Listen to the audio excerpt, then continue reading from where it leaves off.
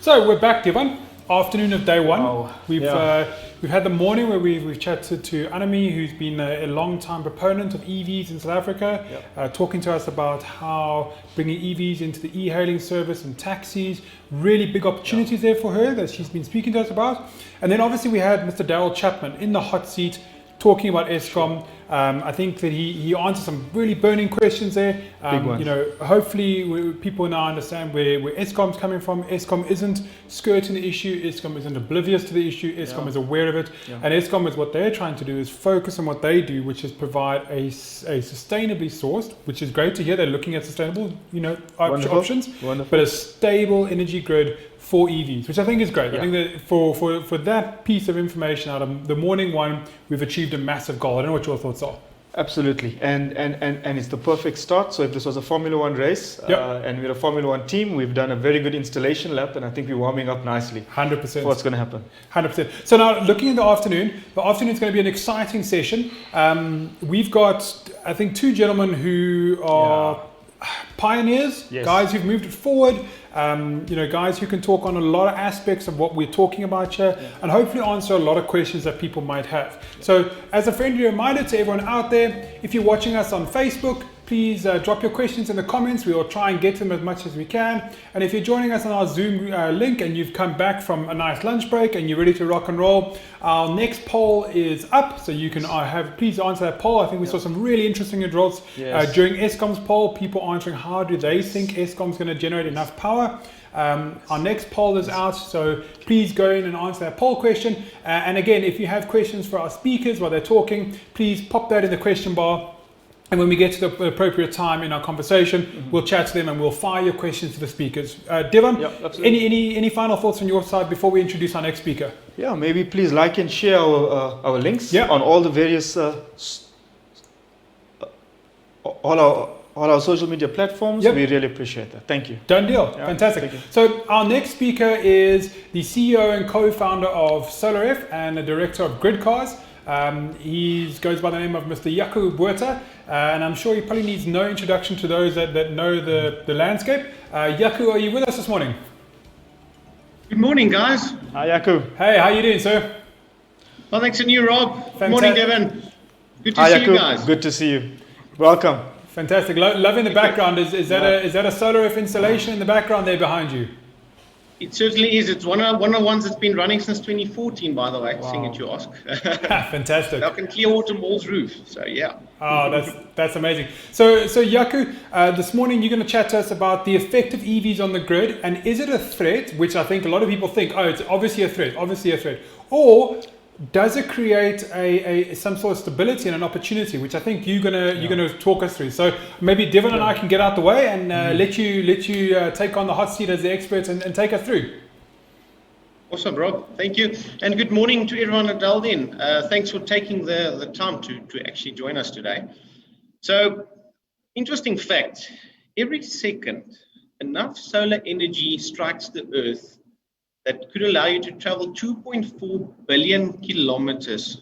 Just going to repeat, 2.4 billion kilometers by an electric vehicle. So every second, enough energy to travel 2.4 billion kilometers by electric vehicle.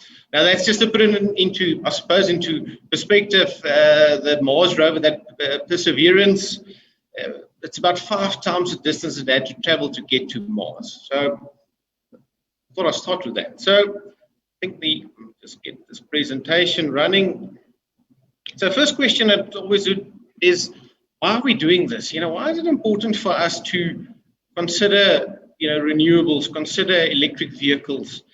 And really, if we just go into the history and where we are now, if we look at the CO2 concentration in the atmosphere, if we look at that spike, what it's done just in the last 50 years, it's really, looking at the Industrial Revolution, where we've come from to where it spiked to. And really, you'd hear big proponents like Sir David Attenborough talking about this. It's very real. Climate change is not something that is a myth anymore. I'm pretty sure there's no one that's still saying that. It is there, it's real. And really for us, if we want to actually look after the planet, for our kids as kids to still have a planet, it's absolutely important for us to look at all these things. So again, thanks everyone for joining us today. I believe you've got a similar vision. So, little interesting fact, and if we could have learned anything, I suppose we learned a lot of things out of COVID.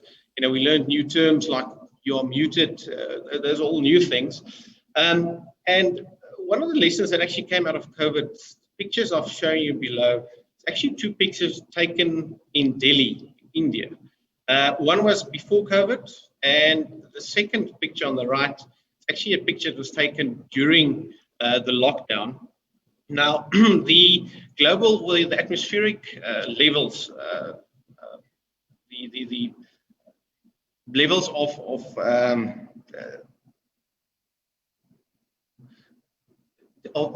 so the global atmospheric levels of pollution in the atmosphere, that's the word I was looking for. Pollution in the atmosphere, normal levels of about 25 units. Now, typical day in Delhi, on the left, saw numbers run about 200. Some days actually saw to about 900. Actually, and then during the lockdown, there's about 11 million cars driving around in Delhi. Numbers came down to numbers such as low as 20. So 25 is the point where it gets dangerous. So certainly there's a lesson to be learned out of COVID. Now, really, today I'm going to talk about, and I think our previous speaker, Daryl, also touched on it quite well. Talk about, what does EVs, and what's the threat or opportunity? Actually, I probably want to phrase it differently. What's the opportunity of EVs on the grid? So first point is we need to start with looking at what the current grid actually looks like. So this is an actual picture graph that is published on Eskom's website. And I've taken, just as an example, 11 to 17 Feb 2021. So it's a quite recent graph that's taken. And this actually shows you the different forms of generation on Eskom's grid. So apologies for the colorblind people, but I'm just going to talk you through that anyway. The bottom part of the graph, that's the black, that's the coal generation. So that's coal-fired generation plants within Eskom. The yellow, that's the next one. That is the nuclear side of, so that's Kuberg. Then the next one is that purplish, pinkish color. That's actually international imports that come from Cahora Bassa. There's a big DC line. Us engineers quite like that line because it's quite cool. So importing energy from Cahora Bassa and Mozambique. Then the red and the pink ones, those are the interesting ones. I'm going to touch a little bit, and that's quite important for us to consider now. That's the OCGT generation from Eskom, and that's essentially the peaker plants that they kick in to make up a shortfall when there's shortage of energy. It's a very expensive plant for Eskom to run. It's costing them, from what we could gather, about 7 rands per kilowatt hour just to run those plants. So it's really expensive for Eskom. It's really just run to actually keep the grid alive. And then going to the top, that's where it goes into the pump storage. And then naturally the interesting parts for us, it's wind and solar. And that's the renewables that Daryl also touched on earlier. Now, very important to note over here is that some of these generation plants are quick reacting, like the OCGTs. They can react quick. You can ramp them up quite fast.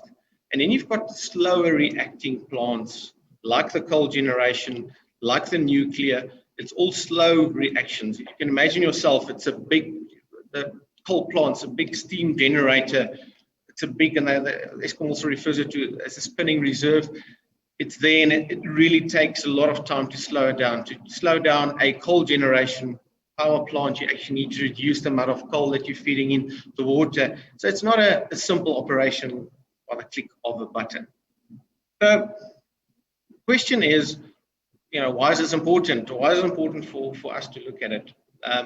Now, quite often people would say, if we're adding more load to the grid, it could actually be detrimental. But in some instances, you would see the graph, there's little dips every day. That's at night where these coal plants actually need to reduce their output and then ramp up again in the morning and reduce their output, ramp up in the morning. So there's actually an opportunity for the electric vehicle space. Now, the question is, How is it possible? And I'm just talking the current scenario where we are in the country as we speak. And that's really by looking at smart charging of electric vehicles. Smart charging is essentially where we could communicate, and that's already in place from most of the charging operators, GridCars having done a lot of work on this, that could enable the actual grid operator, whether it's ESCOM or wherever you are, to actually indicate to a network, a charging network of electric vehicles, that you are allowed to charge now, or please take charge now, or don't charge now. So it actually could help stabilize the grid. So that's where smart charging with electric vehicles are so important. So again, just getting back to this little graph of ours of the current load, what we're looking at, just draw a rudimentary red line through there.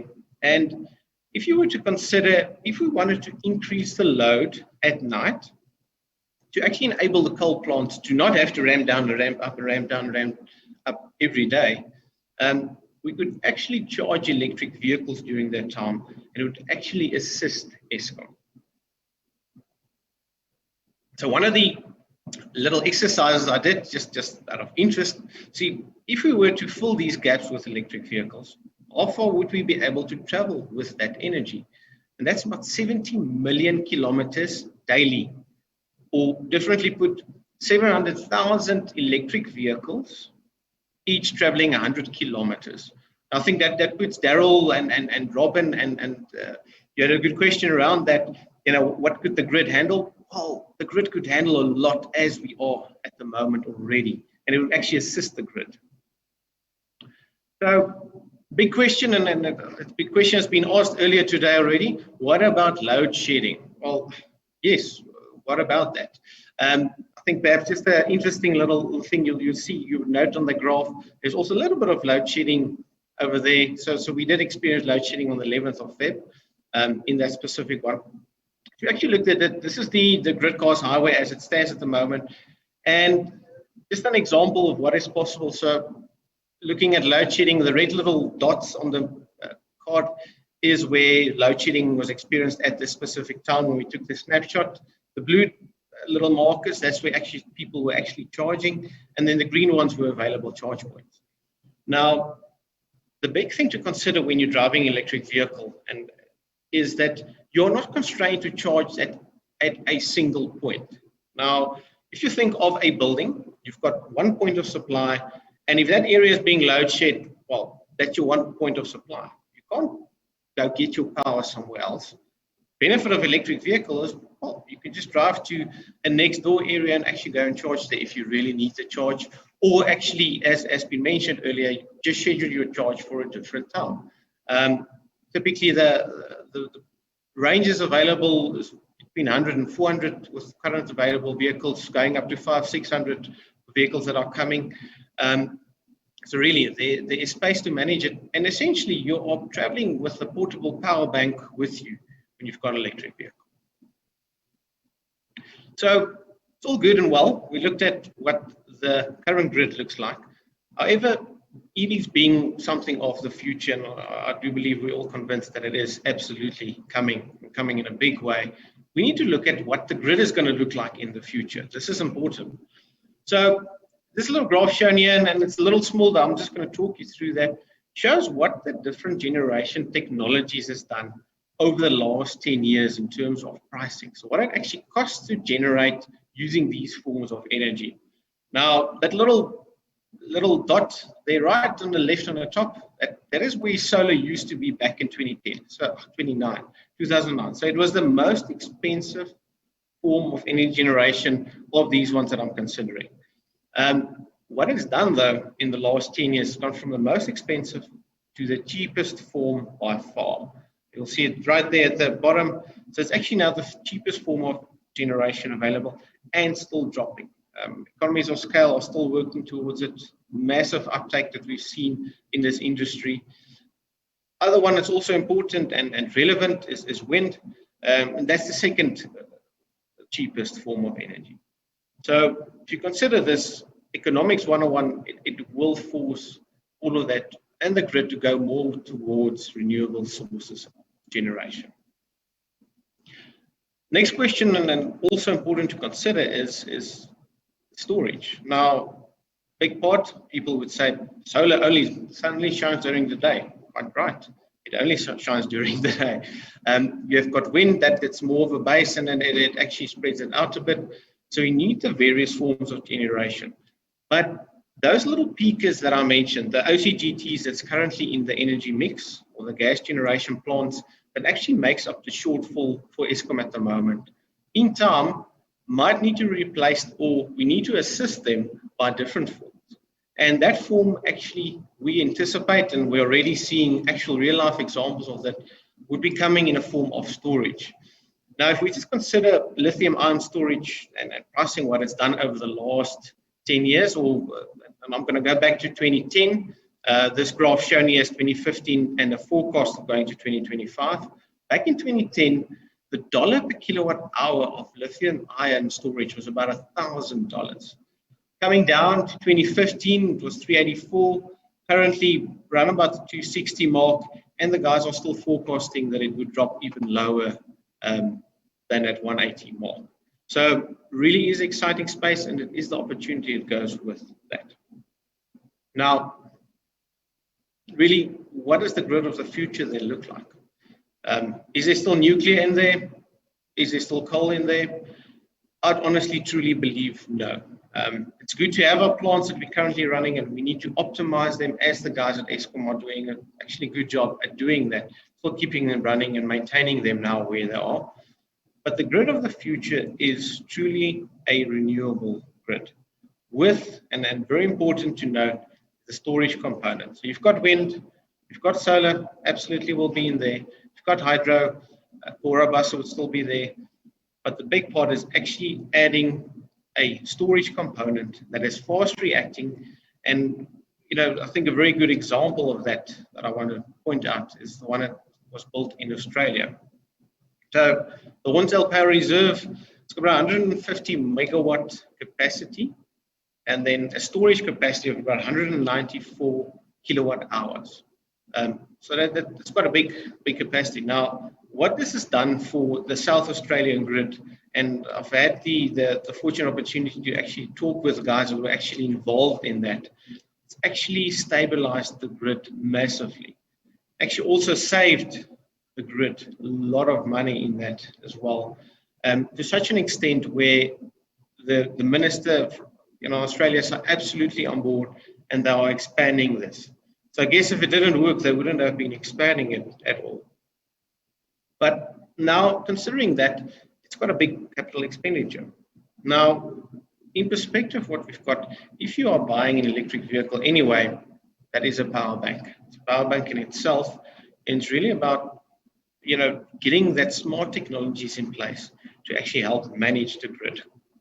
Just out of interest, where we are in South Africa, and really this is just a brief snapshot of where we are.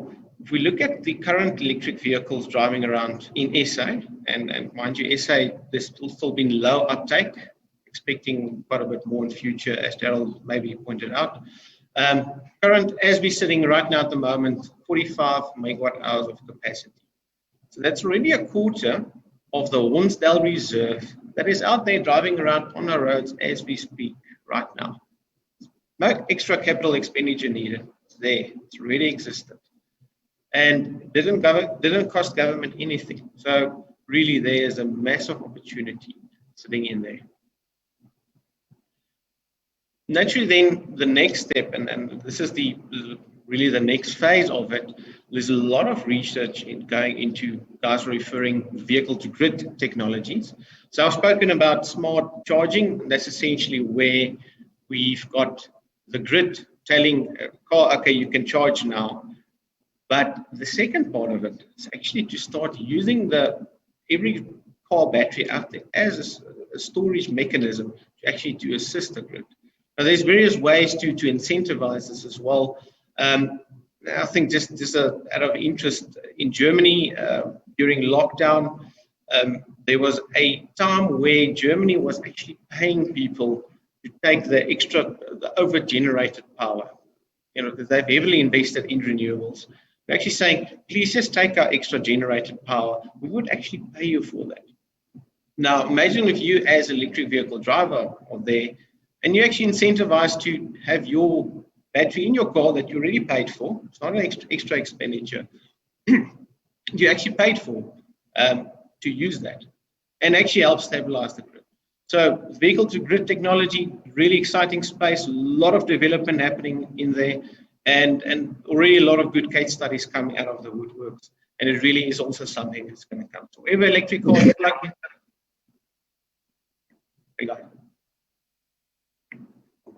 Sorry, just take a quick water. So where the opportunity comes in with this is to actually help stabilize the grid. Now, if we move into a renewable future as we truly and honestly predict, we would actually start moving the load profile to actually having your peaks and morning peaks and evening peaks on the grid, where during daytime, there would be a lot of generation available from solar.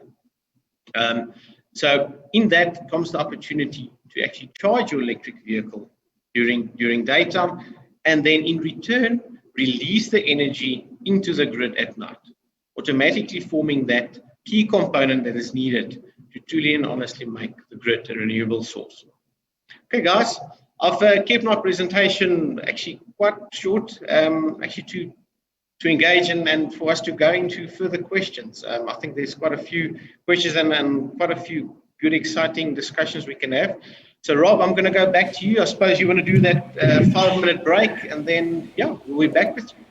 Yeah, so I think what we're going to do is you've shared a video with us quickly. I think we're just going to cross that video quickly, give everyone a few seconds to catch their breath. Any of our Zoom attendees who've got some questions, please fire away. I think what you're speaking about here is really, really interesting. We've just come from talking to Eskom, and you're now providing us with some sort of answers to some of the questions that have come from the Eskom conversation. So I think that's really, really interesting, and we're going to dive into that straight after this video. So let's quickly go across to our video, and then when we're done, we'll cross over to a few questions.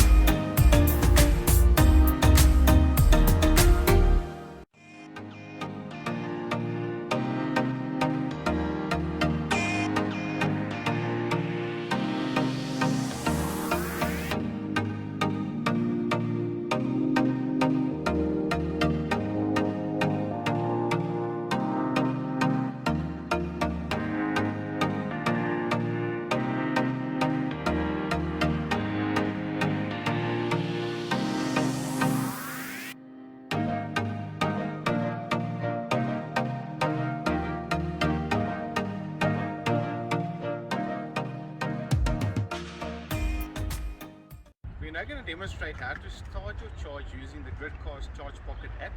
First, you need to plug the plug into your car.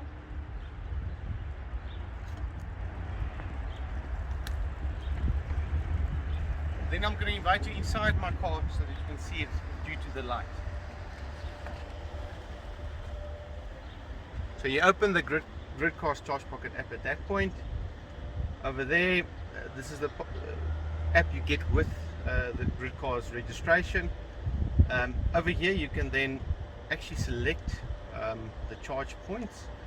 You can first of all see all the charge points that are currently active in the country. It actually automatically picked up that I'm at the DC GridCars charger at the GridCars head office, and now I'm gonna just say start the charge. Off you go, and the charge is started on my car.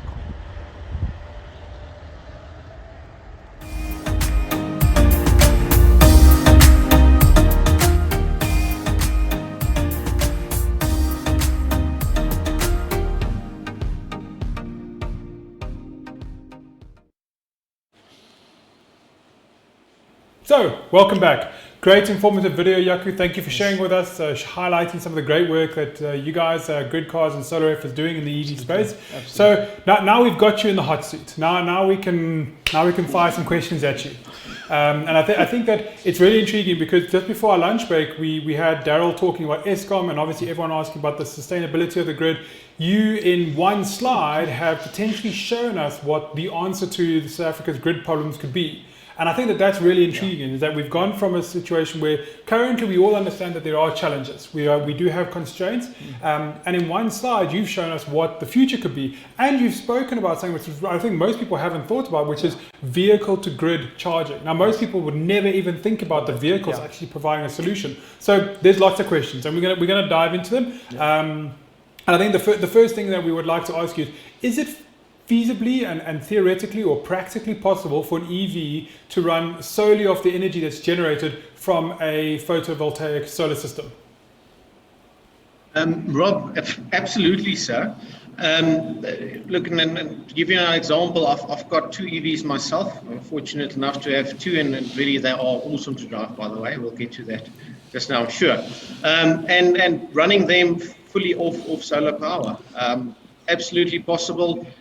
It's also about just the mind shift to understanding, charge your car when the energy is available.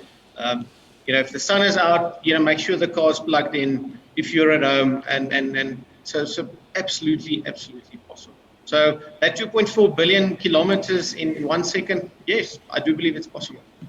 Fantastic. Well, that's a straightforward answer. I suppose in a country like South Africa, where we have so many what they call Sundays, we really should be approaching this. I mean, if countries like Denmark and Norway and the Netherlands can get this right, and they don't have nearly as much sun as we do, then we really have no excuse. Absolutely. Look, we only have one Sunday a week. I think that's when some people go to church. But yeah, true. But absolutely, I think from a solar resource, South Africa is actually one of the best countries in the world from a solar resource point of view. If you consider South Africa compared to Germany, we've probably got about 1.3 times more solar resource available in Germany. Germany has done the full transformation already, or they're well advanced in that. So absolutely no reason. Fantastic. Well, that's answered my question. Yeah. Absolutely brilliant. Thanks, Jaco. Very informative. But I just want to take one step back. For the layman, if we compare the cost of charging a car from the grid versus a tank of fuel, just in terms of cost and range, can you give us an idea? So specifically charging it off grid power, if you were to charge it off ESCOM, compared to a normal ICE vehicle, you refer to the ICE age, it's about between a tenth and a quarter of the actual cost. So the EV would cost you between a tenth and a quarter of what it would cost you with a normal ICE vehicle. Wow. So already substantially cheaper. Naturally, you've got different areas, different rates. Even if you're charging it at the highest peak rates, it's still way cheaper than it is to drive with an ICE vehicle. Right. and I already hear the fleet managers getting happy because that's 100%. What it's about. If that's a cost factor and that's the saving, wow, it's a winner right there. Well, I was thinking that the vehicles Daryl was showing there. If you just consider that, it's one thing driving a family car on electric. But if you drive and consider this a fleet that you can actually plan every day's trip, that car or that vehicle is going to drive from A to B every day, transporting goods, absolutely plannable. You get it spot on right, and just imagine what it could do to transport costs. Yeah, and I think that's a great insight on how we lower costs and how we manage our economy so things don't become too expensive, and also bringing more inclusion into the economy. So now I got a great question here, and I actually really like this one because I think it's very pertinent to what we currently see. So we have a gentleman who's asked. He says, Jaco, I like the concept of using solar PV to recharge EVs. Great, thumbs up. However, how will we deal with the bad weather spells like we've just had over the last few weeks in Gauteng? Will it potentially lead to oversized solar systems with large battery backups and other hybrids? So I suppose the question is, Gauteng, we've just gone through basically 3 weeks of pretty much solid rain where our dams, thank goodness, are nice and full. But how would that affect me? If I've got a big solar system on my roof, now I've had cloud for the last 3 weeks. Can you give us some insight for the guys on the street who maybe think, well, I haven't had sun, now my system hasn't charged. How do you see that happening? Absolutely, it's important to consider that, and the oversizing and getting that right factor, getting it right. So personally, and in my own life, I also lived through the last couple of weeks purely with the solar system. Grid is still there, and that's really where the grid sharing part comes in. I used about 3% grid over the last 3 weeks. But using grid as well, getting it in there. So that's where the other renewables like the winds, like the peaking plants also become relevant in the mix, but still very possible. You would consider and think, if you've got a solar system would only generate 5%, during a rainy day. I think worst case that I've seen is about a 15% of normal generation. So it's really about finding that right balance in solar system sizing, storage sizing. So you do need to size for a little bit of additional capacity, but still from an economic point of view, still worthwhile there. Fantastic. Well, that's answered my question, and I hope it's answered our viewers' question. So, Devon, over to you. We had a question earlier about rural areas, yeah. And I think this is absolutely perfect for Jaco.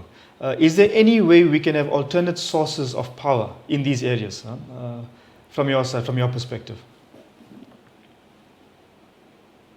Devon, perhaps just to confirm, to charge electric vehicles? Yes, or, to charge. Obviously. Yeah, to charge electric vehicles. Absolutely, yeah. So if we consider, and I think the question also goes around, there isn't power available in a lot of the rural areas, yet there are people staying in those areas. So you've got a very constrained grid, and this is really where the distributed generation comes in. So you can actually put down solar plants down there. You could put in decent storage banks as well. Yes. The fortunate part is the sun still shines in those areas. Yes. The wind still blows in those areas as well. Yes.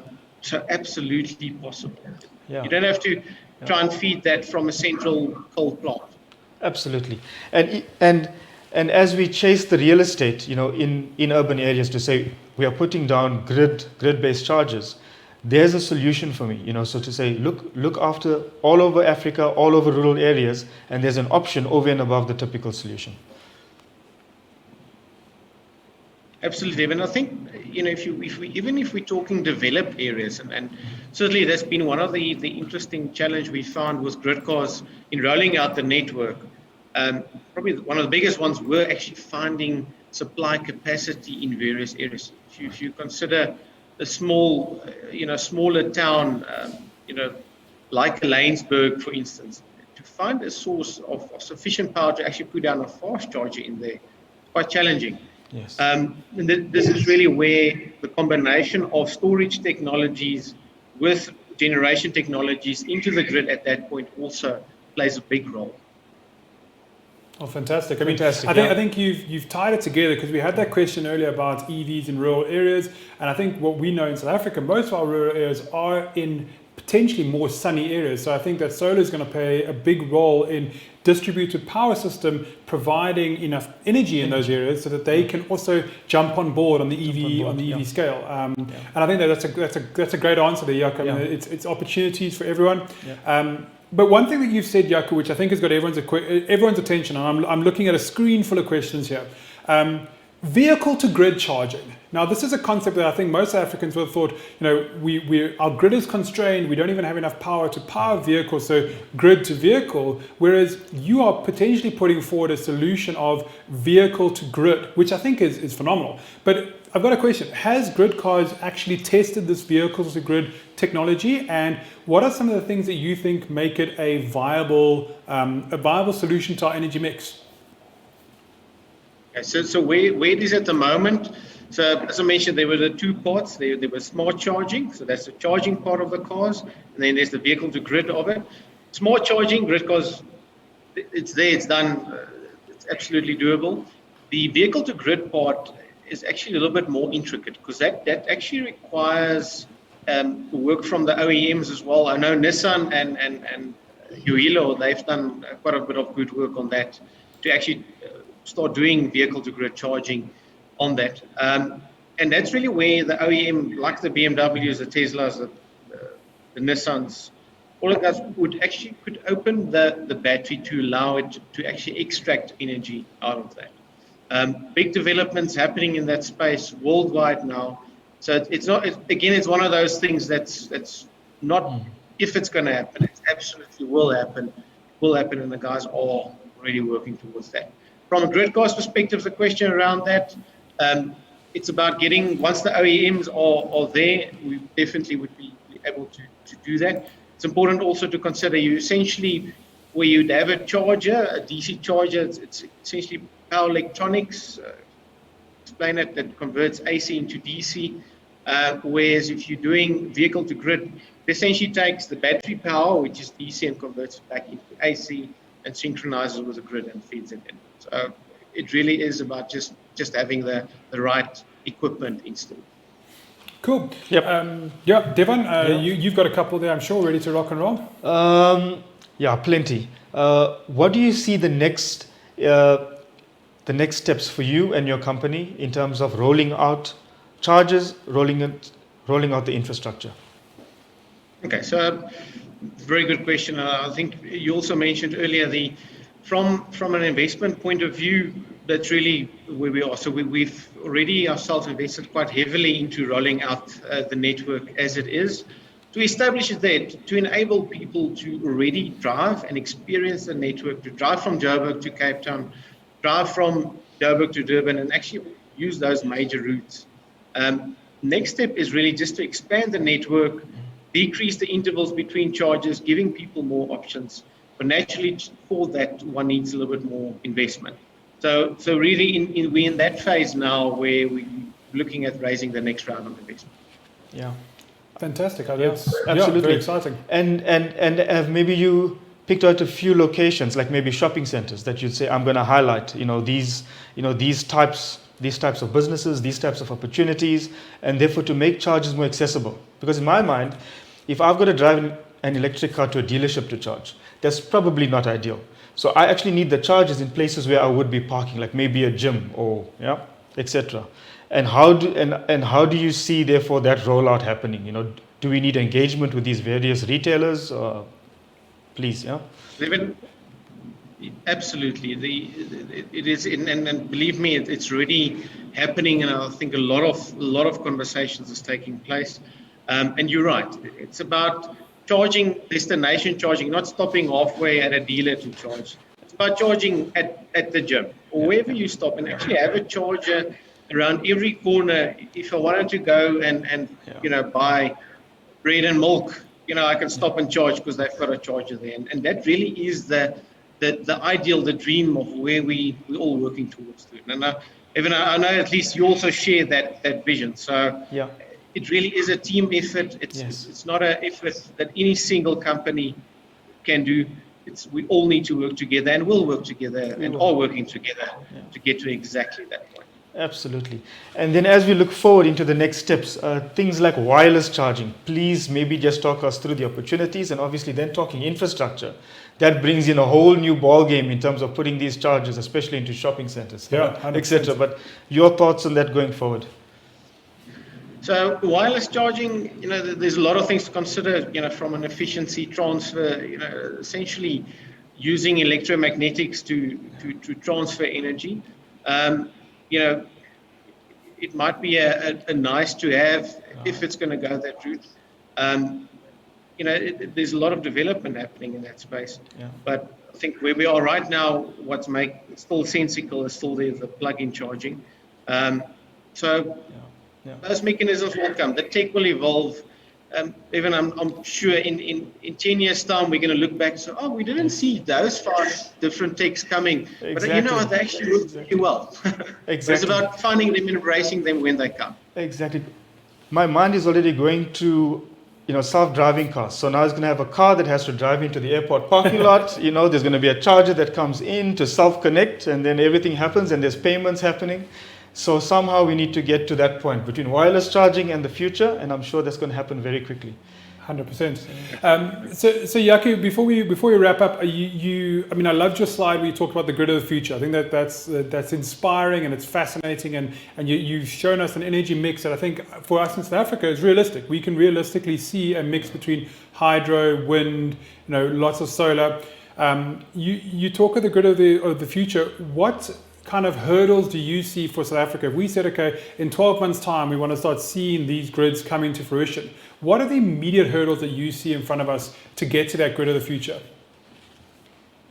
I think and especially if we're talking renewables, all of that, there's a lot of regulatory engagement happening as we speak. President Ramaphosa mentioned in SONA, upping of licensing caps. Those are all big ticket items for our industry at the moment. Once essentially the red tape is lessened, at least, these things will start happening quicker. And often, and it might be quite rudimentary to say that, but sometimes, regulatory perspective, need to look at safety, all of that. But once that's covered, step out of the way and actually allow the tech and the business in South Africa to actually solve the problem, because we truly believe that the whole load shedding problem we're sitting with can be solved just by allowing guys to do things, but do them right. That's very important. 100%. And I think maybe my last question to you, Jaco, you and I we've known each other for a while. You spoke about the storage in South Australia. Is there a challenge to Solareff to show them how the boys in South Africa can do it? Can we see something bigger and better coming here in South Africa to show Elon that we can still do it here in SA? Is that something maybe Solareff is up to doing? Absolutely, Rob. If I can just mention, there's quite a few smaller scale installations that is going in at the moment. And I think the big thing to understand as well, the key is not necessarily to go and put down one massive power bank, but actually, to put in 5,000 smaller power banks, you'd actually go much further.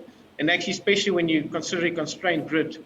So that's what we're working towards. Fantastic. Naturally, if a larger one comes along, from capability, I think we've got some of the most clever engineers in this country, yes. As we've seen. So absolutely no reason not to do that. Fantastic. Well, Yeah, that's really exciting to me. I like it sounds like we've now got some viable solutions. I think solutions we can roll out quite quickly, so we can get to that good energy mix that Jaco's talking about, and deliver a sustainable, stable energy grid that we can grow our EVs off, we can bring costs down, we can support our economy. It all sounds like the right way to go. For me, I'm excited, Jaco, what you've talked about. Yeah. Me as a layman, somebody who's your typical guy on the road, this excites me, because this sounds practical and realistic. Devon, yes. Closing thoughts. Absolutely. And if I bring this topic to the automotive space in terms of engineering capability, we've got the best engineers, in my opinion, in the world. We are world leaders in this regard, and even though the type of car is going to change, we've got the skills and the ability and the expertise to push it and to be another, world leader in this regard. Fantastic. So thank you, guys. Devon, couldn't agree with you more. Jaco, last 30 seconds, any closing thoughts from yourself? Anything you'd like to leave us with today? Guys, the future is bright. We've got the solutions. Let's just go for it. The electric vehicle wave is coming. The renewable energy wave is coming. Let's all jump on board and just get it done.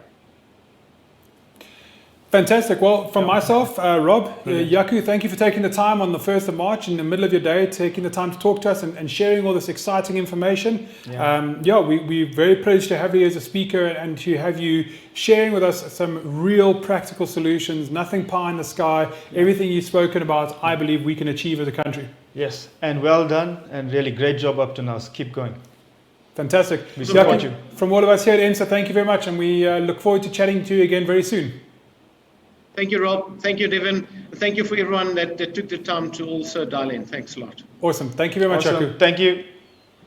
Wow, that's an insightful talk. Yes. I mean, he's presented nothing that's kind of pie in the sky, nothing that's unimaginable. It all seems very doable, and it seems doable in a quick scale when we're talking about changing our energy mix so that we can get EVs on the road in a sustainable fashion. And I mean, some of the stuff talking about how EVs can actually help Eskom in terms of not having to start up and start down their costs. I mean, I never thought of that. That just never came across my mind. For me, that fixes most of the challenges right there. And we can look forward with a lot of confidence. That's fantastic. And I think what it shows people is that instead of seeing challenges where we always say, oh, there's a challenge, Eskom can't supply the grid, or there's a challenge, we have load shedding. It's people like that are saying, here's a challenge, but actually there's a great opportunity here for us. There's an opportunity for us to look at it in a different way and make this into a golden opportunity. And I think with that, maybe, I don't know, we're proudly South African. We'll say it's a unique South African way of looking at things. We see people see challenges, we see opportunities. Absolutely. And then for us and for Africa.